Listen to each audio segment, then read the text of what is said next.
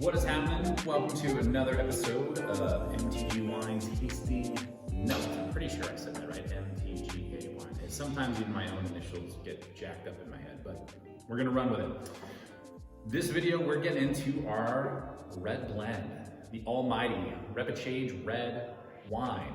One of the newer wines in our lineup, inspired by my glory days in college on the Gonzaga crew team, hence the very nautical themed label. Repechage is also a rowing term during a rowing regatta, for those of you that aren't aware. It is, in essence, the play-in race. If you don't automatically qualify for a semifinal or maybe even a final, you can row a second time, race a second time, and re-qualify and get back in. It is literally your second chance to continue competing in a regatta.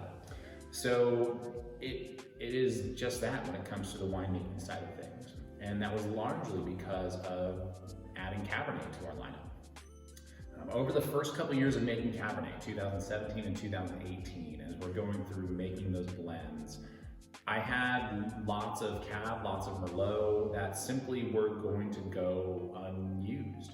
They were not going to be blended into some of our main lots, like our Napa Valley Merlot or our St. Peter Cabernet. So we had these odds and ends laying around, and enough of them in 2018 where it's like, well, we don't want to just pour these down the drain. This is good wine. I mean, can we try and make something out of these? So we really wanted to give those lots a second chance and say, hey, let's see if we can't piece these together and make this work.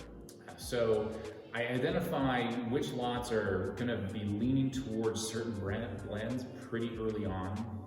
I ordered a different barrel that we hadn't used before, but I do love how other producers have incorporated into their program. So it was I had a good reference point.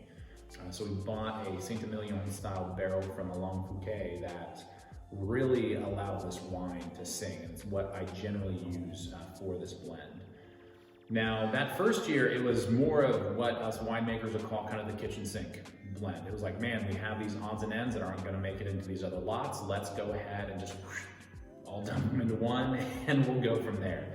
It was a little bit more haphazard, and I think we made it work really, really well. I'm super happy with how that 2018 turned out, but this 2019 takes it to a whole different level. Knowing full well that we were going to have lots that weren't going to be suited for, our Merlot or our Cabernet program. We're like, all right, at an early stage, let's really define where these wines are going to be going and start pushing them in those directions as quickly as we can. That way, the wine is going to taste more complex, more complete, and just yummier all around. Again, I love that 2018 for what it was, but having a little bit more focus and perspective when it came to blending this wine was huge. Now, the blends do change every year, as you might expect with a Bordeaux blend like this. It's very typical where those percentages aren't going to be static. It's something that you're going to try and work with and tweak every year to try and build that consistency and say, hey, this is the book of the Repechage Red Wine. This is just a new chapter in that same book telling the same story. So there'll be subtle differences from chapter to chapter, but you're still telling that same story of that these vintages and how they all relate to one another. So I'm not going to get too much into the exact percentages. You can find them on our website with this wine. So if you want to kind of geek out exactly what we did with this wine, you're more than welcome to, but I really want to focus on just kind of how we made it, our theory behind it, and how it tastes. So let's get into it.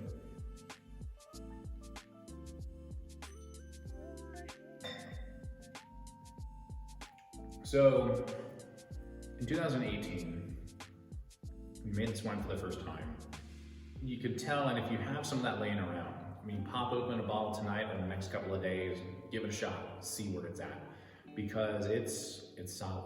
It's yummy, it's a little spicier. It's a little bit more oak driven.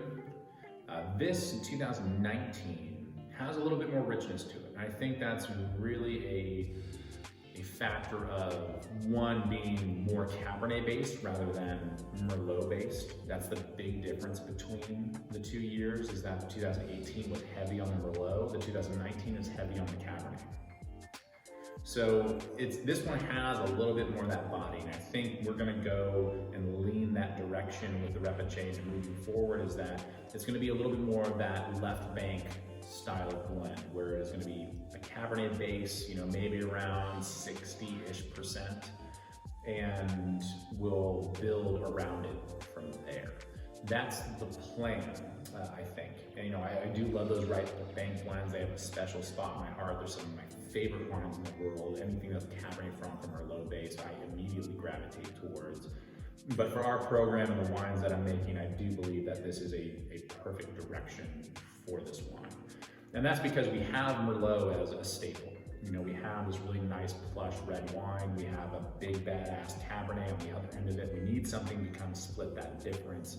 And I think because we have this Merlot already, we already lean a little bit more towards that white bank style. So to have something that leans a little heavier towards Cabernet, that is not going to be that big, super intense Napa Cab. These red blends are really great right out of the gate. You don't have to necessarily age them for a long period of time. You can use them as, in essence, a Swiss Army knife for your summer barbecues around the 4th of July or Memorial Day or Labor Day or whatever the case may be. They just are these great wines that are just, I think they're very equivalent to the Pinot Noir of the big red wine world. These red blends are just very approachable. They go with a lot of different foods, a lot of different flavors, and you can pretty much use them for whatever you want. Which is why I really love having this in the lineup now. It's a really great Swiss Army knife of a wine that just it's an amazing in-between of the Merlot and Cab. It just kind of splits the difference between the two.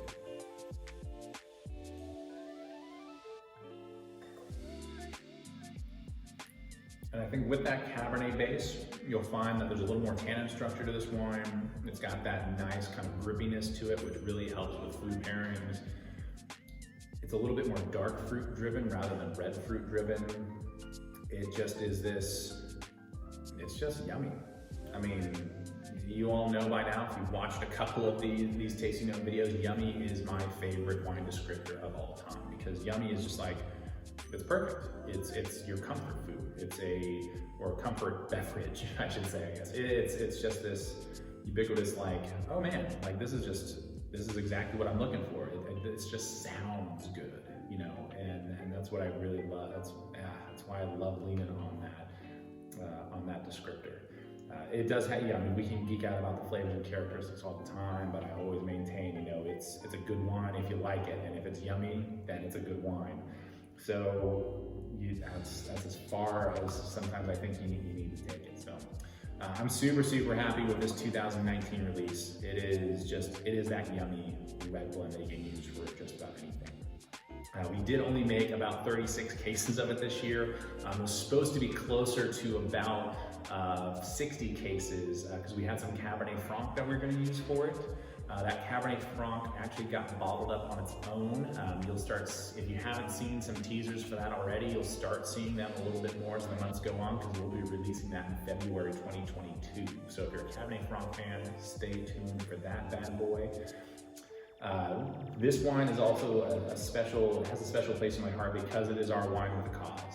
10% of all sales of this wine go back to a handful of different organizations like Way Out or the Wounded Warrior Project to support some great causes around the country, as well as some local ones here in Napa. So it's a great way to buy some wine, give back, and drink some good juice all at the same time. So we're getting down to probably the last, if you're watching this in the early summer of 2021, we're getting down probably the last about 10 cases or so of this guy, so be sure to jump on it while you can. The next release will be coming out next spring, so you can always sign up for our mailing list or our wine club to secure your bottles beforehand, so you don't have to worry about trying to play catch up with them through the summer months or even into the early fall. As always, thank you so much for tuning in. I appreciate you. Have a good rest of the day. We'll catch you later.